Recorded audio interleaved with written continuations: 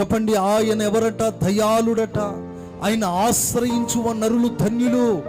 ప్రియమైన దేవుని బిడ్డలారా, మీరు దేని కొరకు కనిపెట్టాలి అంటే ఓపికతో యెహోవా మనకు అనుగ్రహించు రక్షణను మనం కనిపెట్టుకుని చూస్తూ ఉండాలట, ఆశతో చూడాలట.